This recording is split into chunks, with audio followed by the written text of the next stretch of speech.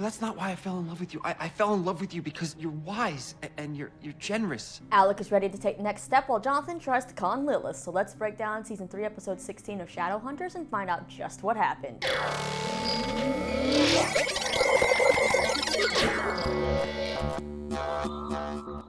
What's going on, you lovely people? Lisa here with this week's Shadowhunters edition of What Happened, my recap show here on Shine On Media. So I'm actually still just smiling from the end scene of this week's episode that I'm not sure I can focus on what else happened in this episode because it's kind of depressing. Alas, I know we have to get through it, so I'm not going to waste any time. Let's just dive into this week's episode. First up is our boy Luke, who is having a rough time in jail, but he knows what he signed up for, so he is dealing with it. Maris comes to visit him, and he tries to tell her to not come anymore and to get her new start and forget about him, but she makes it pretty clear she's not going anywhere. Then in the middle of the night, or well after visiting hours, 2 guards take Luke to the visitation room, and waiting for him is a mysterious guy named Scott, who tells Luke that they've been watching him for a while and have always admired him, and this guy knows all about the shadow world, so Luke's kind of like, who is this dude? Do I trust this man with the accent? Scott then tells Luke that he's coming with him and to get dressed, and the guards place some clothes on the table. Scott also informs Luke that his record's been expunged and all the open cases are now closed, so Luke is even more confused. Scott then flashes a necklace that's tied around his wrist like a bracelet and tells Luke he answers to the Praetor Lupus now. Yeah, color me intrigued with this one here. As for Magnus, we left him in a not so good state at the end of last episode, so when this episode opened with a really beautiful Malec dancing scene, I knew not to love it too much though, because it had to be a dream, which of course it was. So Magnus ends up in a kind of coma for now, and Alex sits by his bedside, apologizing for being so selfish and not realizing how much Magnus was really suffering, because Alec was actually a little bit happy at the idea of them growing old together and all of that. Katerina then informs Alec that Magnus's body is rejecting Lorenzo's magic, and if Magnus continues to do spells, it could kill him. So the only way to truly save Magnus is to have Lorenzo reverse the transfer, and Alec's immediate thought is that Lorenzo did this on purpose. But Katerina tells Alec to calm down because if his emotions get the best of him, Lorenzo might refuse to help, period. So Alec calms down and then goes to see Lorenzo, who in fact does refuse to help Magnus because he thinks Magnus brought this upon himself. He's like, well, I warned the guy.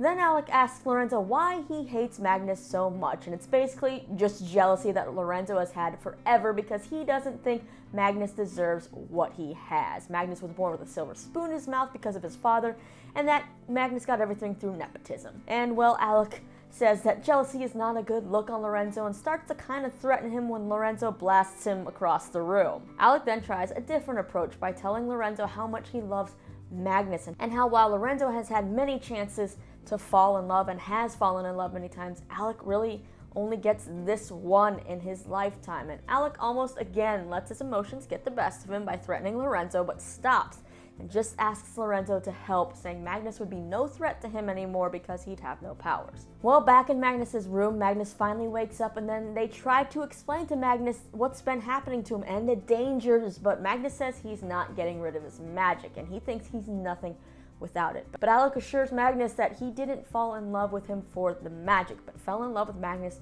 for the person that Magnus is, and he's not going to lose Magnus again. Now, this finally seems to get through to Magnus as Lorenzo shows up agreeing to do the transfusion, but he does reinforce that he can't give Magnus another transfusion, so it's a big choice for Magnus to make, and Magnus does say just do the reversal. And once it's done, Alec thanks Lorenzo, but of course that little snot is just like, well, I'm keeping the apartment. It's fine though, because you know Magnus and Alec will find a cooler place, right? Although that place was pretty cool. But yeah, Alec and Magnus then hug, but you can still see the pain on Magnus's face, like he's not fully behind the decision he just made, and I feel like this transition is going to be a lot harder for him than it was the first time he lost his magic. But almost losing Magnus again has Alec thinking about, long term, about the things that he really cares about in his life, and he goes to visit Maris at her new shop because she bought Elliot's old place. And here I was dumbly kind of thinking, oh, you know what, maybe Alec is gonna visit his mom and maybe ask if she'll hire Magnus, because now Magnus doesn't have magic, he's gonna need something to do, maybe he'll need a job, and he's been alive forever, so he knows what all these antiques probably are, so he'd be great help at this store, right? Yeah, stupid thinking, Lisa. I was wrong.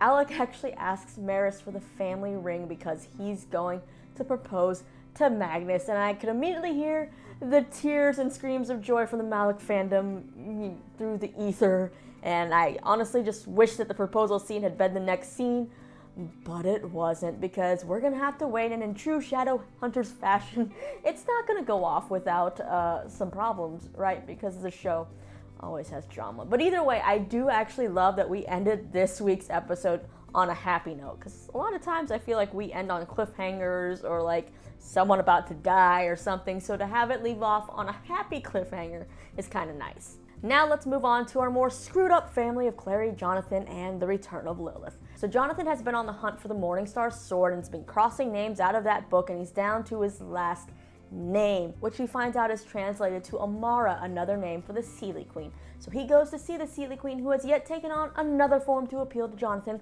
and she doesn't want to help him because she still has it out for Lilith, who came into the court and killed a bunch of Seelies. Instead, the Seelie Queen would rather hurt Lilith where that matters the most by delivering Jonathan's head on a silver platter. But Jonathan tries to bargain with the Seelie Queen, and you know how he is a smooth talker, and he says he no longer has an allegiance to Lilith, and if the Seelie Queen gives him the sword, he'll bring Lilith's head on a silver platter to her.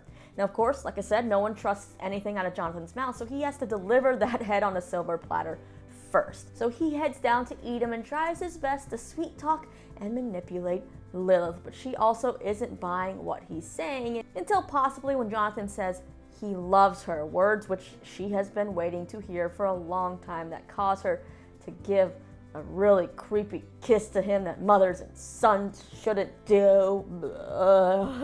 Anyways, as that is happening, Jonathan sneakily pulls a dagger out of his sleeve and tries to stab her. But right at that point, Lilith is portaled away, but to where? Well, we must catch up with Clary for that. So unfortunately, the Silent Brothers couldn't help Clary, so now Clary thinks maybe they have to go to the source to find the solution of how Michael separated himself from Lucifer, which means calling on none other than Lilith, which Jace is, of course, not down for. But Clary is so desperate because she can feel the darkness in her growing, which the others witness when Clary snaps at Simon. So they begin to hatch a plan, which includes Clary creating a new rune to get Lilith back up to the surface, into a new and improved Malec configuration that Izzy has been working on, that she ensures can hold Lilith. Their safety net here is that Simon has to go convince Cain to help them, since the Mark of Cain could send Lilith back to Edom if she escapes. So Simon and Izzy head back down to the sewers to find Cain, and on their journey they kind of talk about how they both think love isn't for them after their breakups, and they make a pinky swear pact that they'll be single forever, which I'm kind of guessing will be broken when they fall for each other. But they do find Cain, and he does not want to help until Simon shares his similar story of what happened to him with his family, and Simon says that sometimes to get over your demons you have to face them head on. So Cain comes to help, and now they have all their pieces in place, so Clary draws her rune, and that's what ends up sucking Lilith away from Jonathan just before he tries to kill her. Now, after some intense shocks and torture and stuff from the Malec configuration and Izzy, Lilith tells them that Michael broke the bond because he had a sword which was called Glorious that had heavenly fire, which means it could purge demonic energy. Now, when Michael stabbed Lucifer, it broke that bond, but the sword was also destroyed. Now, Jace isn't quite buying this explanation, but Clary says she believes that Lilith is telling the truth. And then Jonathan shows up to interrupt the party, fighting with Jace and Izzy while Simon holds Clary back. Now, Jonathan ends up stabbing Jace through the shoulder, and just when it seems like he is about to kill Izzy, Simon whizzes over and bites Jonathan in the neck, which of course hurts Clary. So this part kind of gave me the feelings that we really are starting the Simon-Izzy train, if you think about it, because Simon's been all about protecting Clary, but when he saw Izzy was about to maybe be murdered, he just didn't think twice and went and, bit Jonathan, not thinking about probably how it would also hurt Clary. So it was kind of like, Or maybe he just knew that Clary would recover from this neck wound and it wouldn't be as big of a deal. He had to stop Jonathan.